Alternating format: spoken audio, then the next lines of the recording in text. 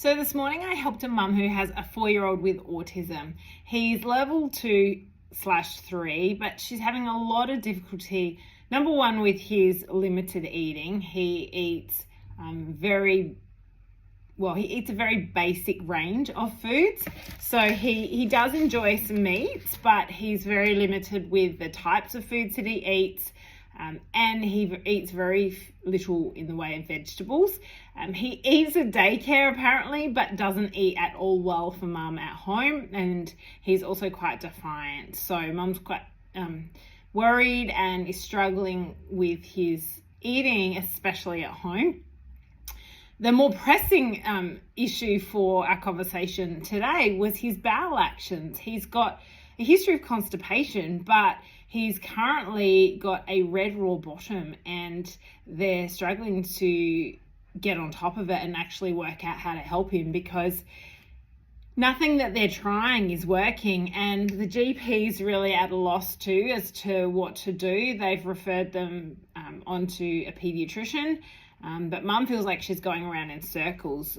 There was no stool sample done, but we're not sure if there is a parasite there. The poor thing's got a shattered immune system. He's been on antibiotics so much, so his gut microbiome's probably not what it should be.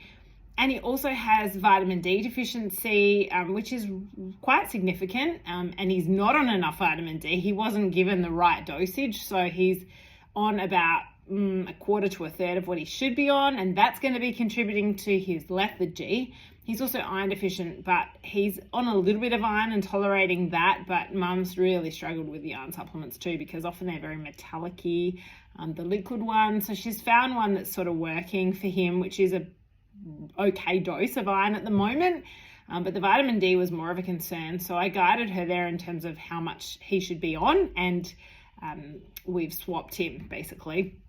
I also guided her today on what I think we should do for the next couple of weeks to try to normalize his poos, stop the laxative, and change his diet so that we could try to reduce the amount of acidity in his poo because it's a real problem for him right now, bless.